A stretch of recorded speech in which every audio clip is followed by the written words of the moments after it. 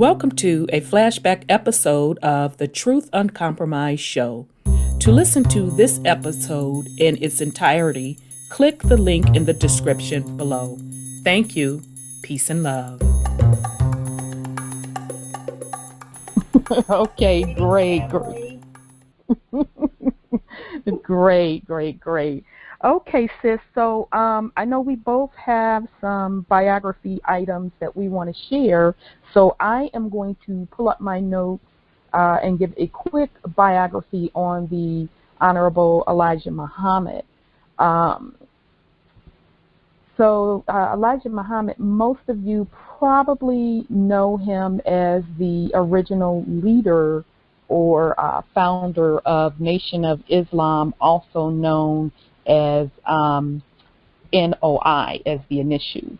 I'm going to read his bio. Now, I pulled it from two sources. The first one was from NOI's website, of course, and then I also pulled part of it from Wikipedia.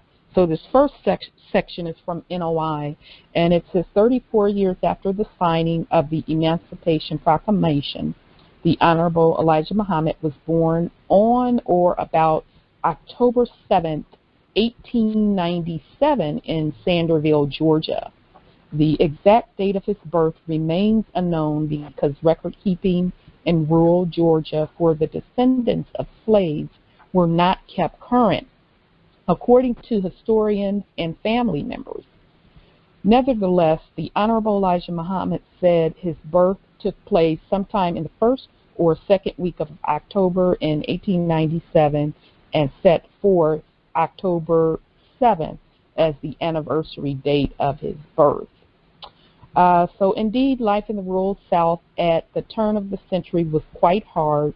Poverty and survival were at war with each other. Elijah Poole, the son of a minister, and whose parents, William and Marie Poole, had 12 other children, had to quit school after barely finishing third grade to work in the fields as a sharecropper so his family could eat. Just before the Roaring Twenties came in, Elijah Poole, and that is Elijah Muhammad's birth name, married the former Clara Evans, also of Georgia.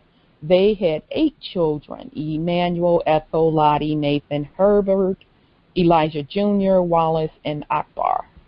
In April 1923, Elijah Poole moved his family from Macon, Georgia, where he worked for the Southern Railroad Company and the Cherokee Brick Company, to Detroit, Michigan. Black families like the Pooles were leaving the South at the time in search of better economic and social circumstances.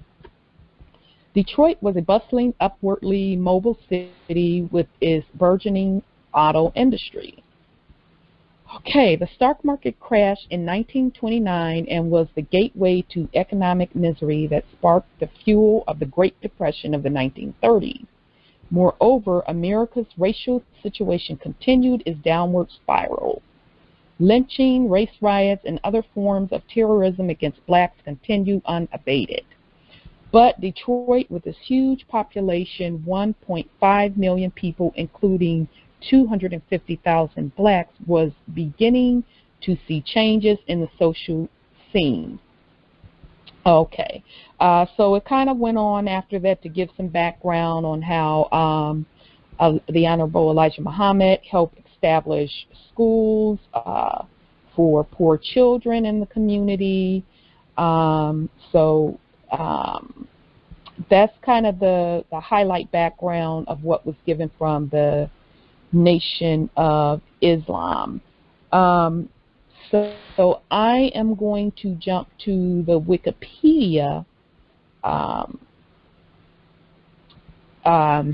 description. And it says, while Elijah Muhammad was in Detroit, he began taking part in various black national movements within the city. Most prominently, he joined the Universal Negro Improvement Association, founded by Marcus Garvey.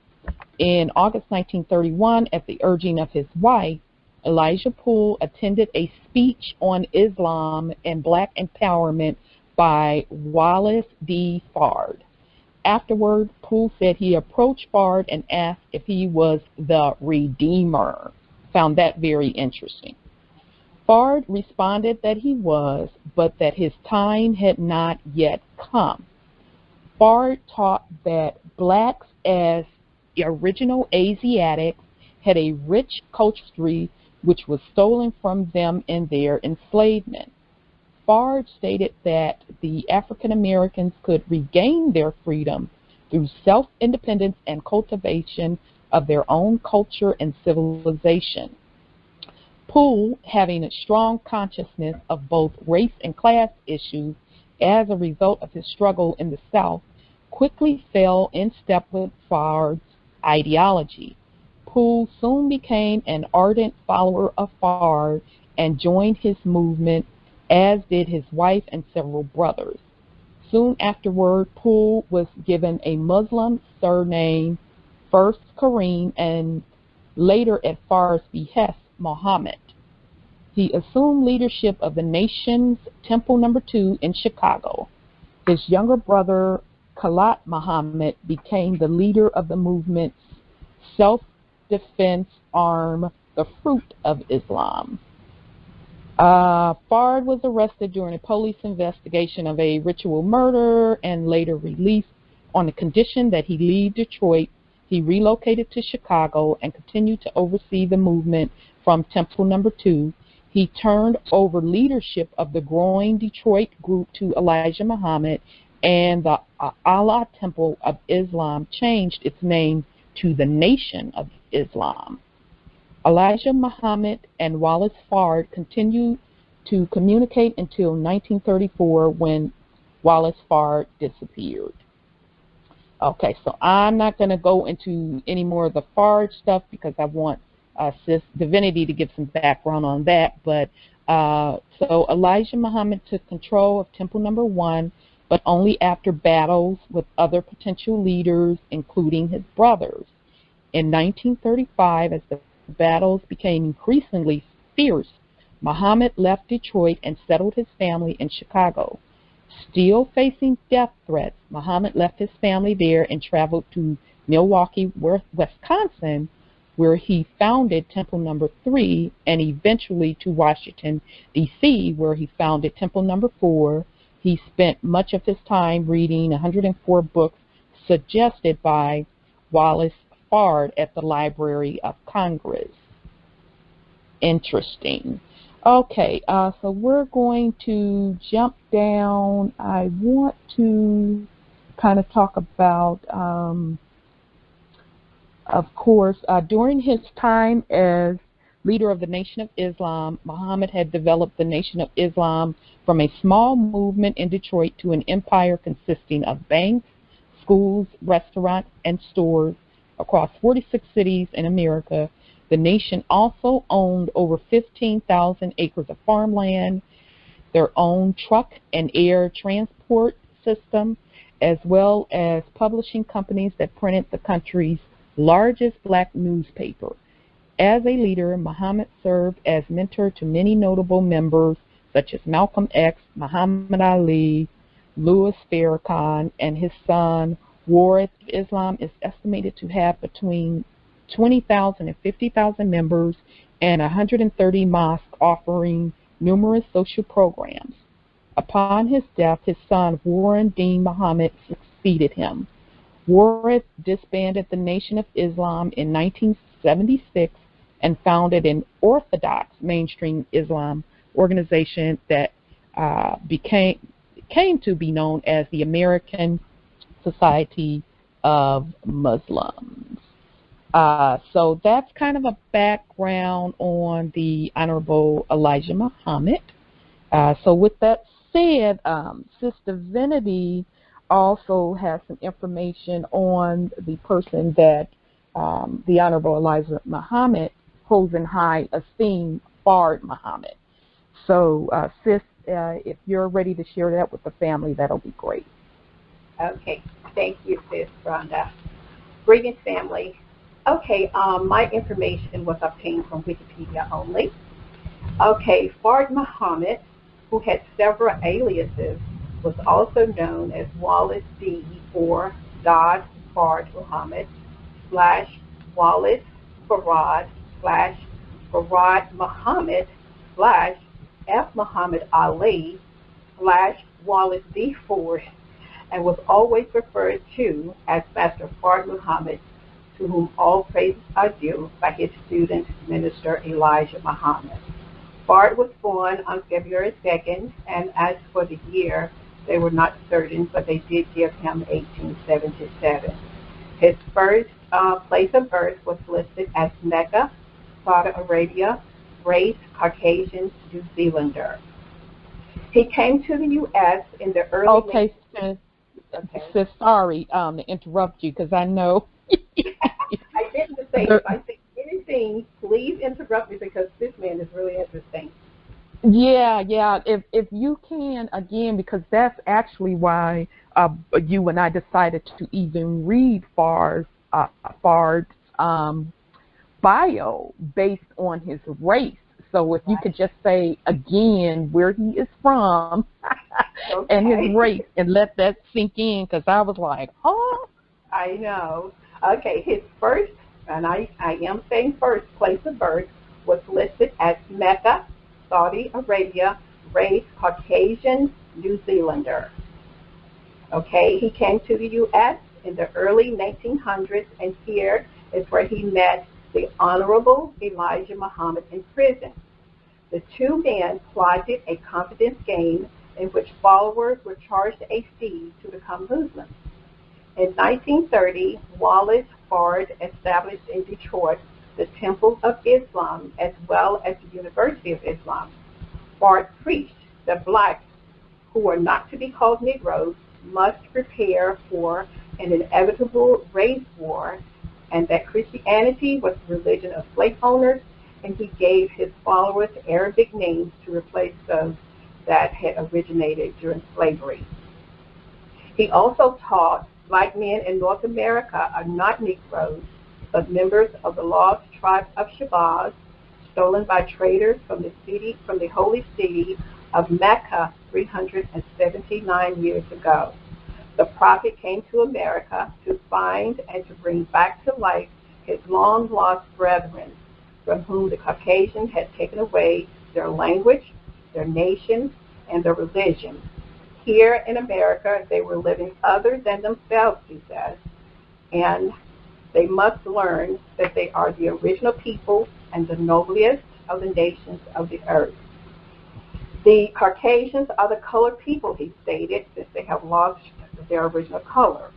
The original people must regain their religion, which is Islam, their language, which is Arabic, and their culture, which is astronomy and higher mathematics, especially calculus.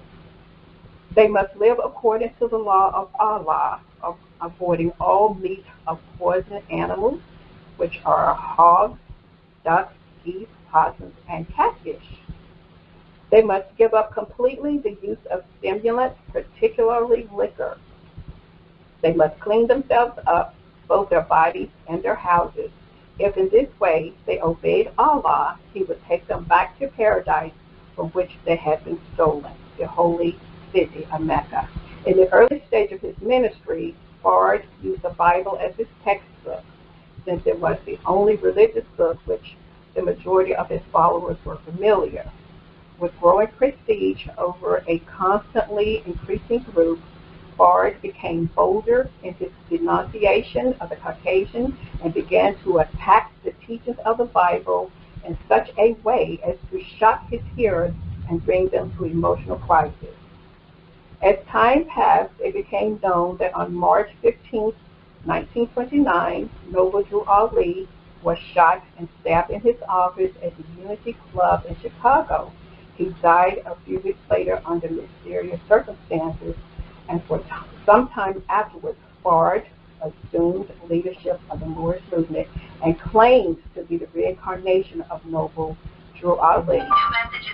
By 1930, a permanent. Okay, sis. I'm Okay. sorry. So, whoa, girl, you blew me away with that. I didn't even know that.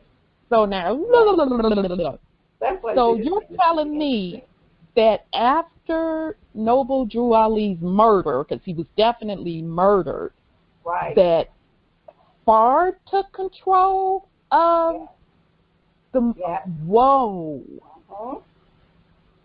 Yep. Sometime Okay. after that, Fard assumed the leadership of the Moorish movement. And also claimed to be the reincarnation of Noble Drew Ali.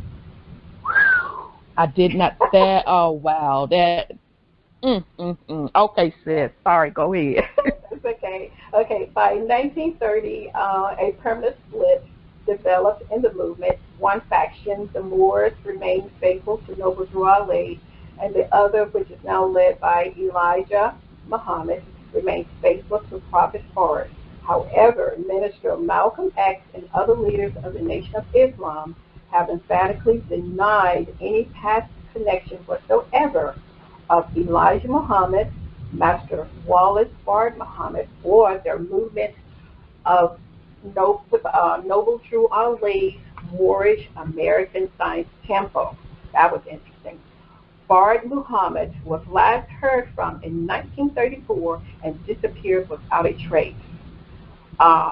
He was such an obscure individual, being called God and all, that the FBI later decided to do a thorough background check, finally released it on August 15, 1959, to the Chicago Youth Crusader newspaper, an article titled Black Muslim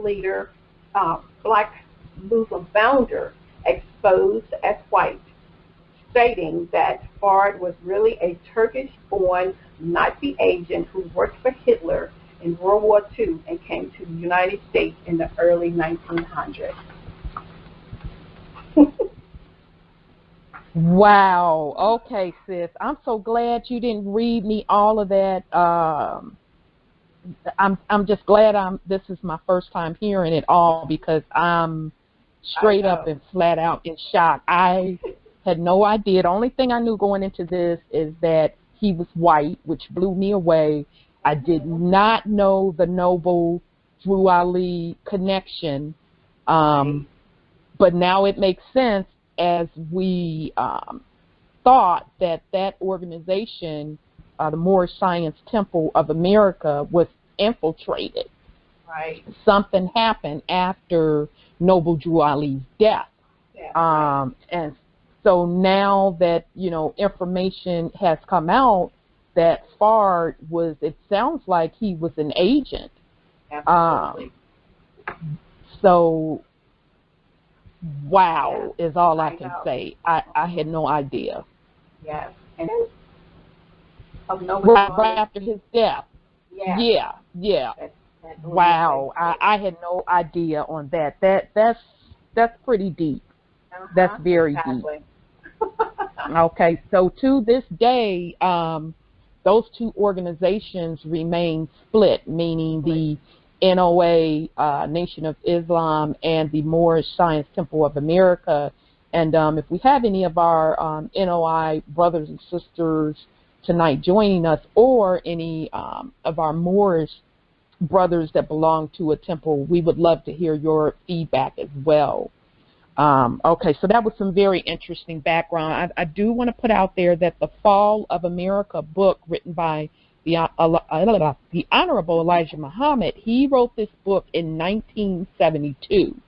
Now, the reason I selected the book was twofold. I'm not sure if the family had heard of this, but supposedly a couple years ago, I want to say about 4 or 5 years ago, President Obama was criticized because he was caught reading this book, and he was trying to hide the fact that he was reading it because, he always gets accused of really being a Muslim instead of being a Christian.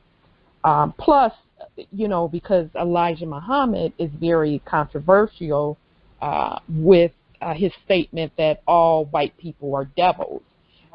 So that sparked my interest a couple of years ago, and then when I started to do a little research into it, that's when I discovered that in this book in 1972 that Elijah Muhammad had a lot of startling prophecies. So as we go through the book, we walk through the book, you will see, and those that have read the book, you'll definitely understand how his prophecies are basically what we're living out today. Sis, did you have any more comment on that? No, that's great. You did. Okay. Okay, so family, again, what we're going to do, I am going to open up the phone lines. So anyone that has read the book, if you want to join the panel tonight to discuss it with us, or any brothers and sisters that are in the Nation of Islam or the Moorish Science Temple of America, whether you're active or you are formerly, if you have any other insights you would like to provide on Elijah Muhammad, Fard Muhammad, or Noble Drew Ali, please chime in. So bear with me. Let me open the phone line. Okay, so if you want to participate in the panel discussion tonight, just press *6, and we will have you join the conversation before we dive into the book. So I'm going to bring you on 347. 347, your line is open. Love, peace and love. Good evening, Rhonda. So far, I say great program. I didn't get all that the sister put out, but guess what? I was sitting here and I was saying, I wonder if they're gonna show the great connection between Noble Drew Ali and the Feds and those folks who split off and things like that. Woo! And I mean, you really did. I tell you, the truth is here. One thing I noticed that you left out, and that is, because it sounds like you're saying Master Farad Muhammad. Mm-hmm. Yes. All right. So there's another group out there, the 5% Nation. So if there's any of that on the line, they need to weigh in also. Oh, wow.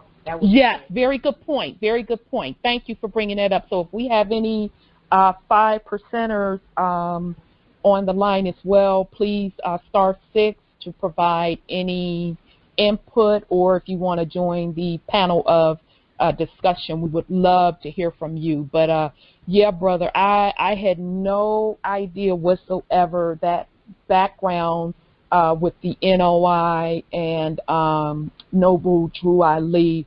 That just blew me away. I had no clue.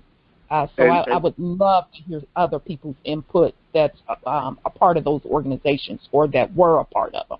I'm sorry, go ahead. And so, sister, what it helps you to be realizing is how well they've been trying to hide the light, how well they have played divide and conquer, and how foolishly we keep running for it and wrapping in it and getting into these belief systems that keep us divided and conquered. Even brother, while we have all the knowledge in the world that could make and create and build anything that's been built over again, but we busy taking that knowledge and using it for something else, a distraction, or fight against each other and things of that nature. But it's a good day today, and I thank you for what you're doing, and just keep up the great work. And RJ Fact signed up was the right call. Yeah, brother. So I know I'm going to, did you want me to leave your line open and you just mute yourself, and when you want to chime in, you chime in? Did you want to join the panel tonight, or I can put you back on mute? It's totally up to you. You can put me back on mute, and okay. *6 to get me back in if I feel it then. But I just want to hear it tonight. Thank you so much. Okay. Sounds Peace good, brother. Thanks so much. Okay, peace and love. Now, okay. Yes. Please explain to me what is the 5%ers. Okay. I'll explain as best as I can. You know what? All right, brother. I'm going to bring you back in because I don't know the origins of the 5%ers. I know, their beliefs, but I don't know who they split from. So Come on back in, brother. Sorry All about right, that. my sister. The story goes like this: Master Farad Muhammad was claiming to be God in a person, and he had two major students who were supposed to be Elijah Muhammad and Clarence 13X. And Clarence 13X was like split from Elijah Muhammad into non-religious type atmosphere of the black man is God. And the black man is God, the gods in the earth represented the 5% nation that he is said to be the father of. Okay, I didn't know the 5%ers went back that far, so woo, y'all really tripping me out. And they spread it all around just the same way. And when she was naming those different places, Milwaukee and all those places, they all over there. They're all over here. They've been around for a while. They have their lessons, and it's a lot about the high sciences. Yes, I know the 5%ers are. And sometimes when I talk about the science of numbers, some of the information comes from them as opposed to our general numerology stuff. Yep. Because theirs take it to the higher level. And this is what always befuddled me, was that here we have all this high-powered science knowledge, and we don't know what to do with it. What the hell is this? And then the biggest trap was black. The biggest trap that held everything was black as a people. Black as a people. That's the biggest trap that helped to divide and conquer and keep us on the wrong side of the law, dead to the real law. Right. So we would never find our way back home as long as we were black. Right. Well, I mean, what's clearly obvious to me, I mean, I know that all of the organizations that were ever claiming to be for the melanated people has always been infiltrated. But what I'm just blown away with by learning tonight, it sounds like that infiltration really happened around the same time. The groups were tainted when they were stood up from the beginning, and it seems like this Fard man was the